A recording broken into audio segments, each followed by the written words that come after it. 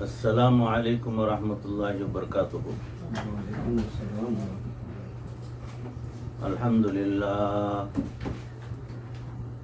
للہ وکفا وسلام علی عباده الذین اصطفى والتقى والعفاف والغنى،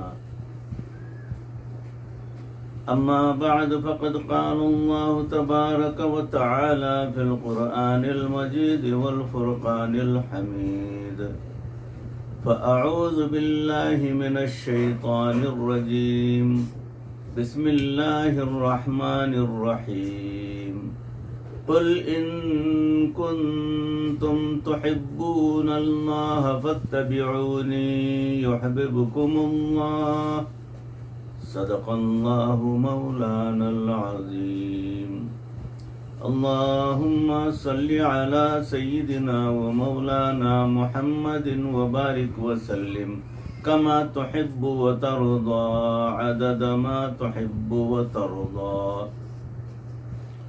محترم و مکرم ناظرین، حاضرین، سامعین، عزیزوں، بھائیوں، بزرگوں اور دوستوں، معزز خواتین، ہماری ماں بہنوں، تصوف کے عنوان سے جو بیانات کا سلسلہ چل رہا ہے اس میں موضوع چل رہا ہے عظمت اسلام، اسلام کی عظمت کیا ہے۔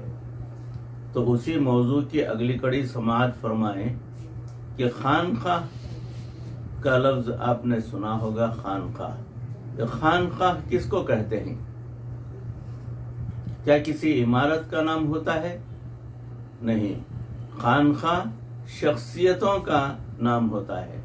اب کوئی بندہ جس کو اللہ کے کسی بندے نے بنایا، سنوارا اور اس کے سر پر بوجھ ڈالا کہ اب آگے لوگوں کو تم بناؤ، تو بننے کی پہچان ہی یہ ہوتی ہے کہ وہ آگے بنا رہا ہوتا ہے۔ ایک دفعہ یہ فیکٹری ہے، یہ خانقاہ دراصل انسان کو صحیح معنوں میں انسان بنانے کا کارخانہ ہے۔ تو اس کارخانے کے اندر جو ہے تربیت ہوتی ہے، مریدین کو بٹھایا جاتا ہے اور ان کو ذکر و اذکار دیے جاتے ہیں، ان کو اللہ کی ذات سے جوڑا جاتا ہے، اللہ کی ذات سے محبت پیدا کی جاتی ہے، ان کے دلوں میں حرام اور حلال کی تمیز پیدا کی جاتی ہے، اور ہر وقت اللہ کا ڈر اپنے دل میں پیدا کرنے کی تربیت دی جاتی ہے۔ تو یہ تمام چیزیں جو ہے اس خانقاہ کے اندر ہوتی رہتی ہیں، تربیتیں چلتی رہتی ہیں۔ ایک دفعہ ایک بزرگ نے اپنے شاگردوں سے پوچھا کہ بتاؤ کہ ذکر و سلوک میں لگا ہوا کون ہے؟ کسی نے کچھ جواب دیا اور کسی نے کچھ جواب دیا۔ ایک شاگرد نے عرض کیا، حضرت آپ ہی بتا دیں۔ فرمانے لگے ذکر و سلوک میں لگا ہوا وہ ہے جس کو لگی ہوئی ہوتی ہے۔ پھر پوچھا بتاؤ لگی ہوئی کس کو کہے اور کس کو ہے؟ شاگردوں نے کہا حضرت اب اس کا جواب بھی آپ ہی بتا دیں۔ فرمایا لگی ہوئی اس کو ہوتی ہے جو آگے لگا رہا ہوتا ہے۔ یہ ایک فطری سی چیز ہے۔ تو خانقاہ کسی عمارت کا نام نہیں ہوتا، شخصیت کا نام ہوتا ہے۔ وہ عمارت کے نیچے بیٹھیں تو وہ خانقاہ، وہ کسی درخت کے نیچے بیٹھ کر تربیت شروع کر دیں وہ بھی خانقاہ، وہ چٹیل میدان میں بیٹھ کر لوگوں کو تربیت کرنا شروع کر دیں، اللہ کا ڈر اور خوف ان کے دلوں کے اندر پیدا کرنے کی کوشش کریں، ان کے دلوں سے برائی کو نکالیں، کدورت کو نکالیں، ان کے دلوں کو پاک کرنے کے لیے جو طریقے اختیار کیے جاتے ہیں اللہ کے ذکر سے متعلق وہ کرتے رہیں، تو وہ چٹیل میدان بھی خانقاہ ہو جاتا ہے۔ وہ اگر جنگل میں بیٹھ جائیں تو وہ جنگل بھی خانقاہ بن جائے گی، بلکہ منگل کا سما ہو جائے گا۔ جنگل جو ہے جنگل نہیں بلکہ منگل کا سما ہو جائے گا۔ آج کے دور میں لوگ یونیورسٹیوں میں علوم سیکھنے جاتے ہیں۔ یہ خانقاہیں بھی موبائل یونیورسٹیاں ہیں، چلتی پھرتی یونیورسٹیاں۔ تو پیر یعنی شیخ जहाँ कहीं जाकर तरबियत करने के लिए बैठ जाता है वो यूनिवर्सिटी हो गई। अब वहाँ एक मुरीद भी आया, बैठकर पीर के पास कुछ दीन की बात सीखा तो तरबियत वहाँ से शुरू हो गई। और एक मोबाइल फोन भी होता है, मोबाइल फोन पर जब चाहो और जहाँ चाहो बात कर लो। खानखाहें मोबाइल यूनिवर्सिटियाँ होती हैं। फर्क यह है कि दुनिया की यूनिवर्सिटियों में तलबा 8 घंटे पढ़ते हैं और इन मोबाइल यूनिवर्सिटियों में वक्त गुजारने वाला 24 घंटे का तालिब इल्म होता है। जब भी शेख के पास बैठा होता है वो सीख रहा होता है, दिन में भी रात में भी, सोना भी सीखता है, जागना भी सीखता है। यूनिवर्सिटियों में तो सिर्फ एक मजमून पढ़ा दिया जाता है। इलेक्ट्रिकल पढ़ने वालों को इलेक्ट्रिसिटी के बारे में, मैकेनिकल वालों को मैकेनिक्स के ताल्लुक से उसके बारे में, लेकिन इन खानखाहों में आने वाले तालिब इल्मों को जो सिलेबस दी जाती है वो पूरी जिंदगी से मुताल्लिका उलूम हैं। चुनांचे मशाइख छोटी से छोटी चीज से लेकर बड़ी से बड़ी चीज भी सिखाते हैं। उसके अंदर क्या क्या सिखाया जाता है? उठने का तरीका, बैठने का तरीका, किसी से मुलाकात करते हैं तो सलाम करने का तरीका, अदब का तरीका, और जब बैठते हैं तो कैसा बैठा जाए, जब लेटते हैं तो कैसा लेटा जाए। हर सुन्नत को अपनाने की फिक्र होती है और सिखाया जाता है कि सुन्नत को अपनाओ। दाएं करवट लेटो, हाथ अपने गाल के पास यूं रखो, पैरों को थोड़ा सुकेड़ कर लेट जाओ, हाथ जो है या रान पर यूं रखो, और तुम्हारा बदन जो है जब सोते हैं इस तरीके से तो वो बदन का शेप बनना है मीम है और मीम दाल। बदन कैसा होना है? मीम हा और मीम दाल, मोहम्मद सल्लल्लाहु अलैहि वसल्लम। तो आप सल्लल्लाहु अलैहि वसल्लम के नामे इसमें गिरामी के तरीके से सोना चाहिए, ये सुन्नत है। दाईं करवट, और उसके बाद जब नींद लग जाए फिर करवट बदले अलग बात है। जब सोने के लिए जाए, सोने से पहले दाईं करवट सोएगा, दायां हथेली, दाईं हथेली दाएं गाल पर यूं रखेगा और जरा सुकेड़ कर सोएगा। ये तरीका होता है। ये तमाम सिखाया जाता है। बंदे को थूकना, बलगम अगर आ गया तो कहाँ थूकना और कैसे थूकना, कौन से रुख से पलट कर थूकना, यह सिखाया जाता है। ये किसी बड़े से बड़ी यूनिवर्सिटी में नहीं सिखाया जाता, ये खानखा के अंदर सिखाया जाता है। अगर बलगम आ गया, खांसी आ गई, थूकते हैं, आगे आपके दूसरे लोग खड़े हुए हैं या बैठे हुए हैं तो उनसे नजर फिराकर जो है जरा हाथ आड़े लाकर बाईं तरफ को थूकना।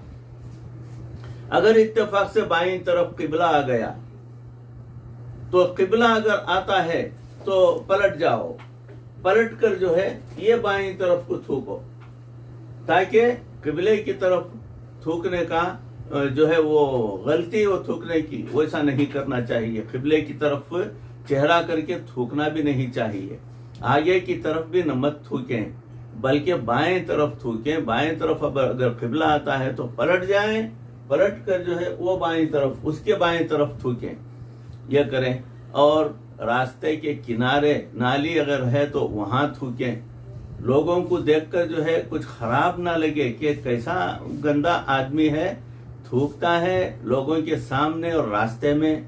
अब उसके थूक से बच्चे जो है उनके पैरों को गंदगी लगती है, थूक वगैरह, तो उनको बीमारियां लगती हैं।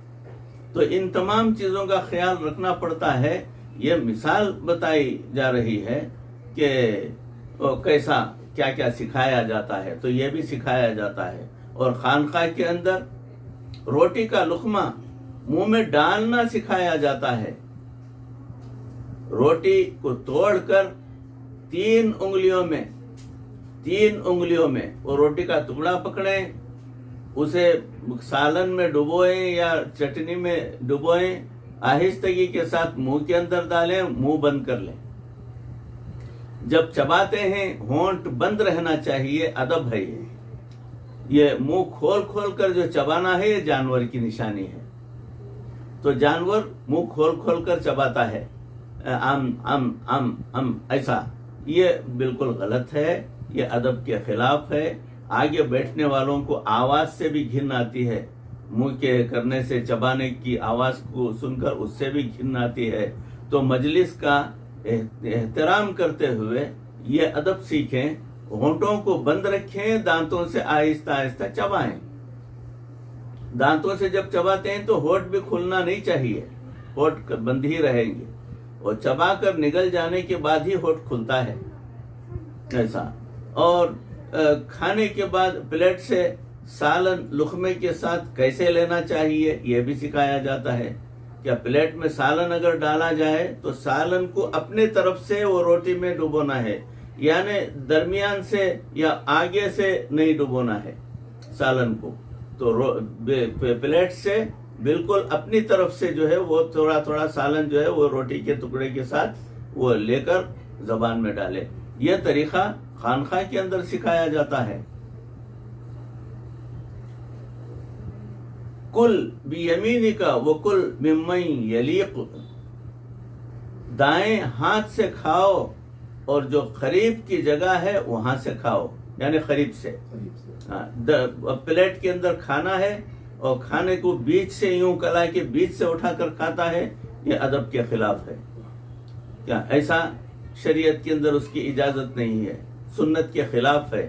تو پلیٹ میں آگے کی طرف سے چاول تھوڑا تھوڑا کھینچتے رہیں، اس کو کلائیں، پھر اس کو کھائیں، اور کوشش کریں کہ سالن انگلیوں کے اوپری حصے میں نہ لگے، ہتھیلی میں نہ لگے، یہ بھی ادب کے خلاف ہے۔ کیا صرف انگلیاں جو ہے جو وہ سالن میں بھگو کر رہیں گی، باقی حصہ بدن ہتھیلی وغیرہ کا سوکھا رہے گا۔ تو یہ بھی جو ہے سکھایا جاتا ہے، کہاں پر؟ خانقاہ کے اندر۔ لقمہ چبا چبا کر باریک کرنا اور پھر نگلنا سکھایا۔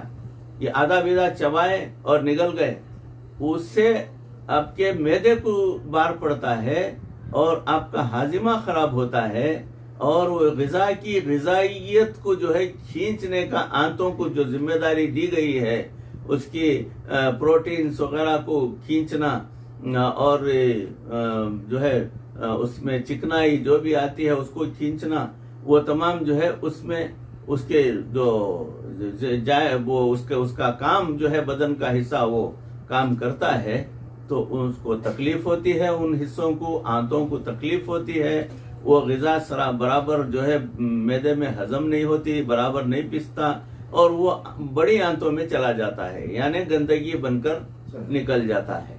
تو اس لیے باریک چبائیں اور اس کے بعد نگلیں تو معدے کو تکلیف نہیں ہوگی، اور وہ غذا کی غذائیت اور تمام جو ہے پروٹینز وغیرہ سب وہ حاصل کرے گی، بدن کے لیے وہ مفید ہوگا۔ اور پھر اس کے بعد اپنی قضائے حاجت کے لیے کیسا بیٹھنا ہے۔ جب بیت الخلاء جاتے ہیں، استنجا کرنے جاتے ہیں یا بیت الخلاء کرنے کے واسطے جاتے ہیں، تو وہاں کیسے بیٹھنا ہے، کس طرف کا رخ کرنا ہے۔ رخ آپ کا قبلے کے کو آپ کا دایاں کندھا یا بایاں کندھا قبلے کی طرف ہو، قبلے کی طرف نہ آپ کا چہرہ ہو نہ آپ کی پیٹھ ہو، اس طریقے سے بیٹھنا چاہیے۔ اور یہ بھی خانقاہ کے اندر جو ہے تربیت کے اندر یہ بھی سکھائی جاتی ہے یہ باتیں۔ اور میاں بیوی آپس میں وقت کیسے گزاریں یہ بھی سکھایا جاتا ہے۔ گھر کے اندر ہو، میاں بیوی کے تعلقات جائز ہیں، حلال ہیں، اس کے باوجود گھر کے اندر بڑے ہیں، بچے ہیں وغیرہ سب، ان کے سامنے کسی بھی قسم کی کوئی ایسی حرکت جو تنہائی میں میاں بیوی کرتے ہیں، ویسی کوئی بھی حرکت عوام کے اندر یعنی اپنے فیملی کے اندر ہرگز نہیں ہونی چاہیے۔ اس کا بہت برا اثر بچوں پر، بڑوں پر بھی ہوتا ہے، اور آپ کی رسوائی کا سبب بن جاتا ہے۔ اور یہ بھی سکھایا جاتا ہے خانقاہ کے اندر کہ ایک دوسرے کے ساتھ معاملات کیسے کرنے چاہیے اور آپس میں لین دین کس طریقے سے کرنا چاہیے اور کن کن باتوں کا خیال رکھنا چاہیے، یہ بھی خانقاہ کے اندر سکھایا جاتا ہے۔ اور خانقاہ کے اندر یہ بھی سکھایا جاتا ہے کہ اللہ تعالیٰ کی عبادت کیسے کرنی چاہیے، اور یہ بھی سکھایا جاتا ہے زبانی ہی نہیں بلکہ پریکٹیکل بھی کروایا جاتا ہے۔ یونیورسٹیوں میں جیسے پہلے تھیوری پڑھا دیتے ہیں اور پھر پریکٹیکل کرواتے ہیں، اسی طرح اللہ تعالیٰ کے محبوب صلی اللہ علیہ وسلم نے تھیوری بھی بتائی اور پریکٹیکل بھی بتا کر کروایا، صحابہ سے کروایا۔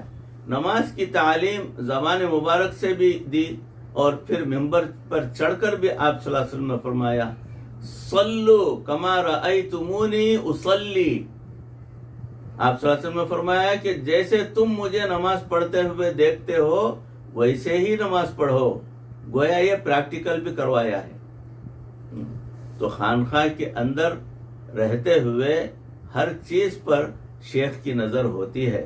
کئی دفعہ قریب رہنے والے لوگ سوچتے ہیں کہ جناب شیخ کو کیا پتہ ہی نہیں ہے، بیوی نے کوئی بات کی، کہتا ہے نہیں خط میں اپنی بات ذرا ایسے ایسے لکھ دے، حضرت کو کون سا پتہ چلتا ہے۔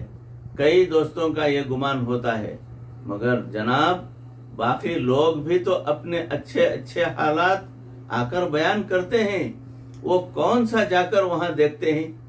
تم بھی اپنے اچھے اچھے حالات بیان کر دو اور تاکہ وہ ان کو گمان ہو جائے کہ وہ بہت اچھا آدمی ہے، بہت اچھی عبادت کرتا ہے، ذکر و اذکار کرتا ہے، نماز پڑھتا ہے سب، اور پیچھے سے سود پر لے بھی رہا ہے، سود پر دے بھی رہا ہے، جھوٹ بول رہا ہے، دھوکہ کر رہا ہے۔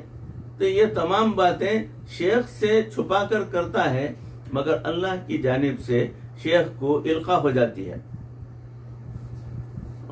اور شیخ جو ہے سمجھ جاتا ہے کہ میرا مرید جو ہے جھوٹ بول رہا ہے۔